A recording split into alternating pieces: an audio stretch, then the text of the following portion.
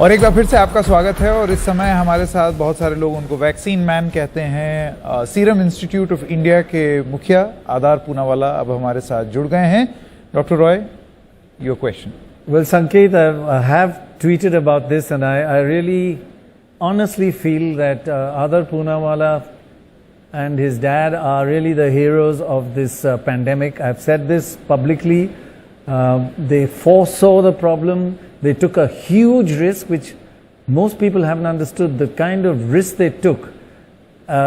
You talk about uncertainty of information now. When they took the risk, it was totally uncertain information, and they frankly saved this country. So now you've got a problem because you have to live up to this foresight reputation. So looking ahead, you saw what was coming. Now what's coming next? Tell us. Thank you, Pranoy, for those kind words. You know, everyone's really played their part. The healthcare workers and so many others who have played their part and are the real heroes as well, you know. Yes. But I think now going forward, we have to really look at how the variants come about, and this business about, you know, the third dose and booster doses will have to be watched very carefully. Right. You know, there are a lot of countries that haven't received even 2 doses. So ethically, you know, I'm advocating that all these countries at least first get 2 doses, and then we look at giving the third dose. At the moment, the scientific data also shows that the 2 doses of Covishield, which is one of the vaccines that we're making the main one at the moment that everyone knows and has taken in our country, does give you a very good long-term protection. And, you know, we'll have to wait and see. But I think in about a year's time, you're going to see most of the world being vaccinated. You're going to see a lot of people who are hesitant, you know, the anti-vaxxers also who've slowly... Hello? Right, we can hear you. Go ahead. Yeah. A lot of these anti-vaxxers also will slowly, you know, change their mind, and already you're seeing a shift in their trend. So we're going to see a large part of the world's population being vaccinated by the end of 2022. And already most of the economies have all opened up and almost back to normal, except for all this business about the vaccine certificates and non-reciprocity and all of that. And I just hope all countries come together, you know, to address that as well as soon as possible. Just elaborate on that. You know, you have delivered millions and millions of vaccines, and many of them, I mean millions of people with both doses, and England is saying you can't enter. I mean, what do you feel about that? Doesn't it make your blood boil? You know, I took this up very strongly, and so did the diplomats in our country, and they've done a great job. You know, between July 2021 and today, we have got Covishield approved now in almost every European country, you know, Germany, France, Switzerland, even Italy. You've got Australia, who's approved it as well.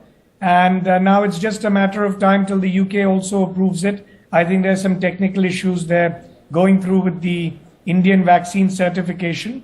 But, you know, going forward, if this is what you're going to have to go through for every vaccine, it's going to be a huge injustice to the citizens who take, let's say, you know, some of the other vaccines that are being made in India, which, you know, are also of very good quality. And they've gone through all the testing now and phase 3 trials. And you've got vaccines in other countries also. So what I'm calling for is a reciprocity, you know, between all countries to come together, you know, before talking about climate change and so many other things which are equally important. But this is the need of the hour right now, which is causing huge chaos. Yes, it is just absolutely the need of the hour. You're spot on. Just a technical question that the data has shown a couple of things. One is 1 dose is only 33% effective, but 2 doses is huge, and that Covishield lasts, the decline of immunity is much slower than Pfizer, etc. But there is a decline over 6 months, 7 months, 8 months. So what are the priorities? Go for both doses, go for more people with a single dose, go for booster shots for at least the frontline workers. It's a very tough choice, right? Well, again, when these tough choices are in front of us, we should look at the science, Pranoy. That, Exactly. The vulnerable, the elderly, even in that category, if you look at that, you've got T cell responses and other indicators. Yes. If you do a deep analysis of their blood samples and other tests, antibodies is just one indicator Quite of right. showing your protection. That's your first line of ready-made defense, to fight any foreign virus or bacteria entering your body. So, you've got the long-term T cell responses, the memory responses, which will give you that long-term protection. And I think in a few months we can take a call. I know in the US and other countries with the Pfizer and Moderna vaccine, the US president himself has recommended that a third dose is given. He's taken it himself. Right. So, it's case to case, different vaccines and different scenarios. You very cleverly didn't quite answer the question, but I'll forgive you this once. But by and large, just to understand the So supply. let me try and answer that, Pranoy. Okay. That I think if we wait for another few months Right. and look at what the data tells us, because we're doing, the people we vaccinated a year ago, Right. we're monitoring that data. Now, if that data right now shows that with 2 doses, you're still very, very well protected. So there's no indication today, and even the government officials in India, health ministry officials have said this, to say that you need a third dose. Now, will we ever need a third dose? We don't know. But it's leaning toward a booster dose, what we call a third dose, and then an annual shot, Yeah.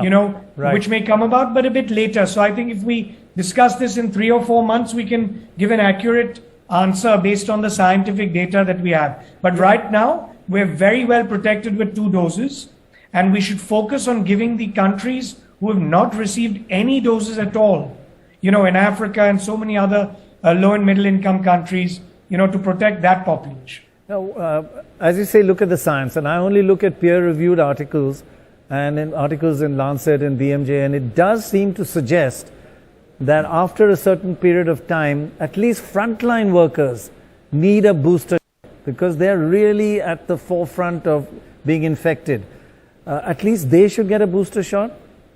Well, again, it's a risk-reward situation. If you look at the cases in India, they've declined so much. The breakthrough infections have also come down a lot.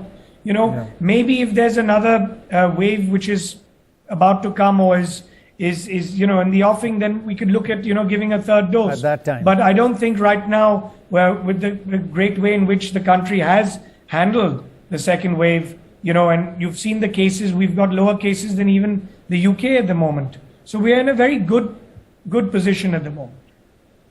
Well, I hope that absolutely stays that way. And once again, congratulations. One more thing all of us want to thank you for the 10 crores you gave towards students to help them pursue their studies. That was just wonderful.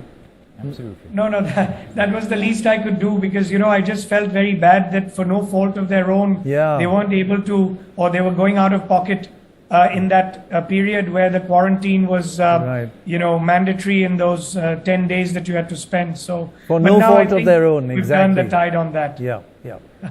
Right. Thank you very much. Thank you. Thank you, Adar. Thank you so much.